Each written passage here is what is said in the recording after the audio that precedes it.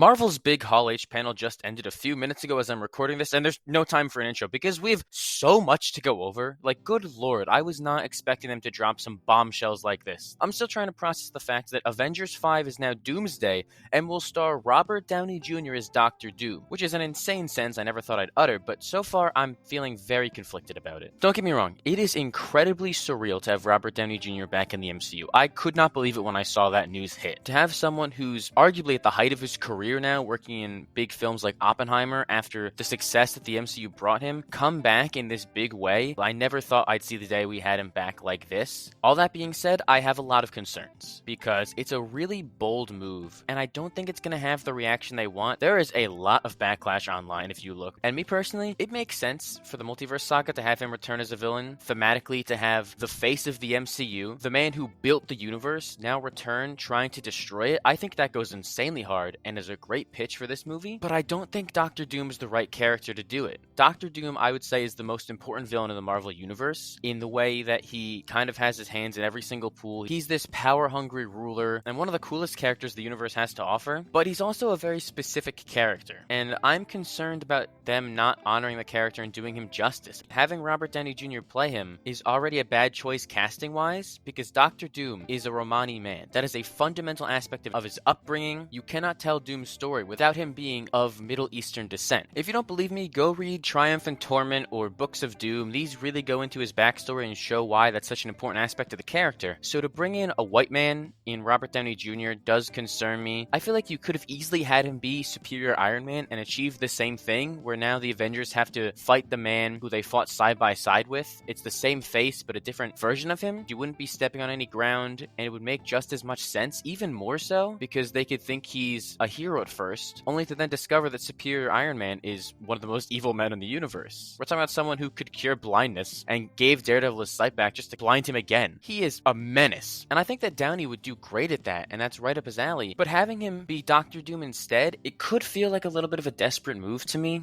I really am hoping that it's more so a bold creative decision, but there's part of me that feels like they're trying to get general audiences back on board with this last chance move of desperation to put butts in seats with the Doctor Doom name and Robert Downey Jr. in the role because they know people will be attracted by that idea. Doctor Doom is an important character, and I don't want them to rush him in just because things fell through with the original plan. Which, might I say, I don't understand why they can't just recast Kang. He is the most easily recastable character of all time. His whole thing is being from infinite multiverses. There are infinite versions of him. I know they had that horribly aged Quantumania post-credit scene where every single Kang variant had the same appearance, but you can just have one that looks different, that's his whole thing. And I feel like throwing away the Kang Dynasty story would be a mistake. I hope that Kang still has a presence in Doomsday and Secret Wars. I think you still definitely can if you just have him be more of a person pushing the narrative forward than the main bad guy. If you have Kang act as maybe the Beyonder did in the Secret Wars story and have a Kang variant be the guy kind of pulling the strings and then Doom is the person who capitalizes on that, that can work. But I feel like just disregarding all the hard work they've set up with Kang at this point is disappointing to me. There's a lot of really interesting things you can do with Kang, and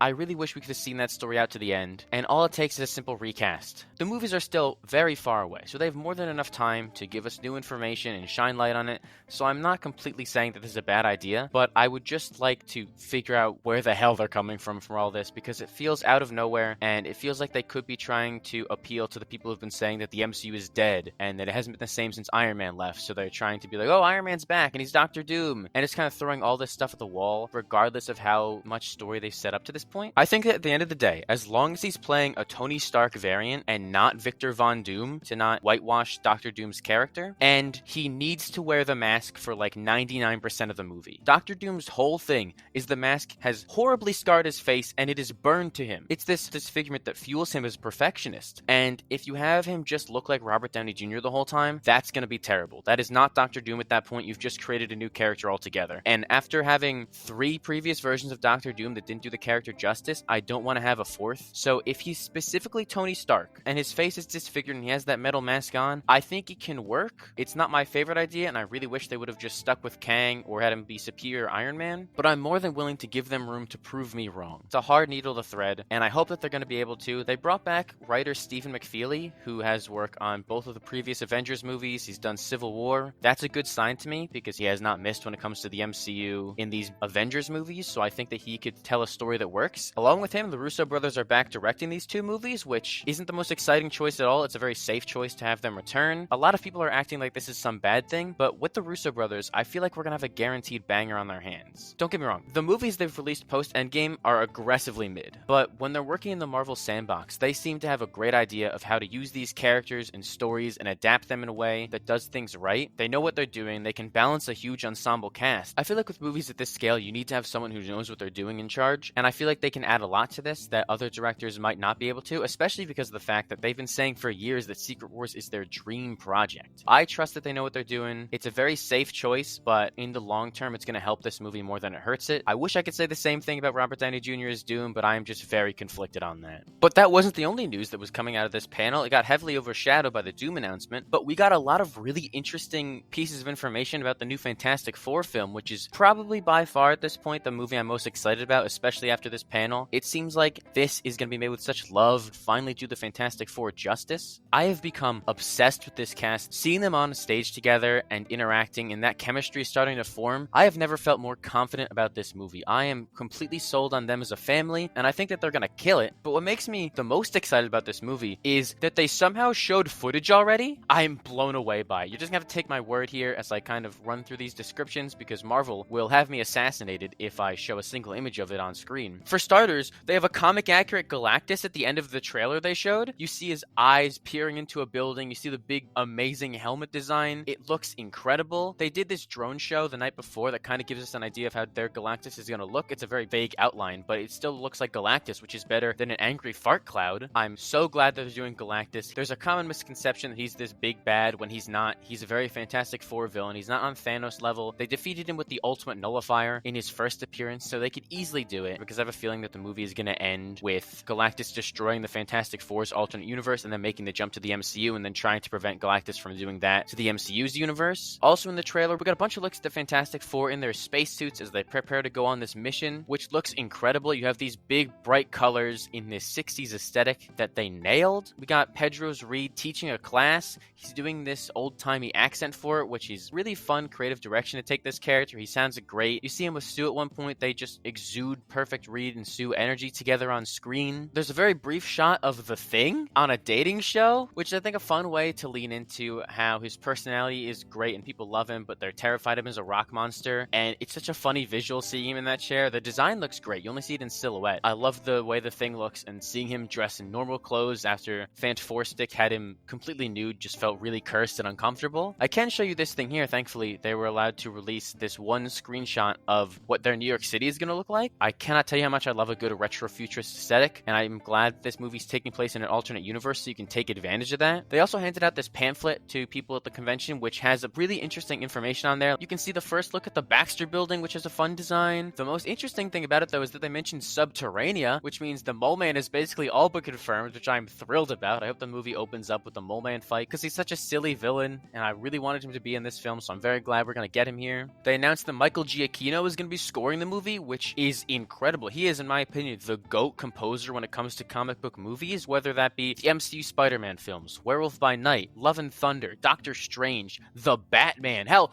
we could even include The Incredibles. He does not miss. That man always brings so much fun, creative themes to these movies that nails the essence of the character. They also casually dropped the fact that they're going to appear in both upcoming Avengers films, which has my heart so happy. After waiting years for the Fantastic Four, I'm very glad to hear that they're going to be having such a huge presence in the MCU. They're going to be properly integrated into the sacred timeline. I used to pray for times like this. I welcome a Fantastic Four takeover. They should be the faces of the MCU going forward. And if all that information wasn't enough, they casually ended that panel seeing the Fantastic Car fly through the hall. Do you know how insane that is? I don't even know how they did it. I think the Fantastic Car might just be real. I think they might have just made a flying car for this panel, which I'd have to respect. I love the design. I love this Jetsons-esque flying car. It looks so good. I'm going to steal it from Marvel. I'm going to let them know ahead of time they need to prepare, because I will be coming for it. But God, as someone who has the Fantastic Fantastic Four is their favorite superhero team ever, I could not be more excited to see Marvel's first family on their way and being properly adapted. This is years in the making, and I have faith this is going to be probably the best upcoming Marvel movie. Director Matt Shakman is incredibly passionate, and from his experience on WandaVision, he knows how to work in a period piece aesthetic. And the cast, from the main four to bringing in actors like John Malkovich, Ralph Ineson, Natasha Lyonne, it is stacked to the brim. My hype levels are at an all-time high, and coming out of this panel, this is the thing I'm most looking forward to. The hits just don't stop coming though, because me personally, I'm a huge Captain America fan. I've said it many times on the channel. So to get these big announcements about Brave New World had me bouncing around the room going crazy. Like the fact that they just straight up confirmed that the Celestial was going to be in the movie. It was teased a little bit in the trailer, but now they're outright saying it. And that adamantium is going to be in the movie. It had been rumored for like a year at this point, but they straight up had Kevin Feige on stage talking about how adamantium is going to be introduced into the MCU, which is bonkers. I never thought we'd get to this day. I love this origin for it. I think it's a smart way to tie it into the Celestial and naturally bring the metal into the MCU. Wakanda Forever set up this resource war story in the background where different nations were trying to do anything to get their hands on vibranium. And now that there's this big hunk of metal in the middle of the ocean that is basically open season for the taking, I think it'll be a great backdrop to kind of set this movie on, to where Captain America has to stop a resource war from happening and keep everything at bay. It's going to make for a great story that enriches the world building of the MCU, which is always a good thing to do in my opinion. They also confirmed Giancarlo Esposito's character after all this time. I've been very invested in this. I made a video with 4 different pitches for who it should be, and I'm happy to say that absolutely none of them were right. Even the George Washington Bridge rumor was debunked, as Giancarlo is playing a character named Sidewinder, the king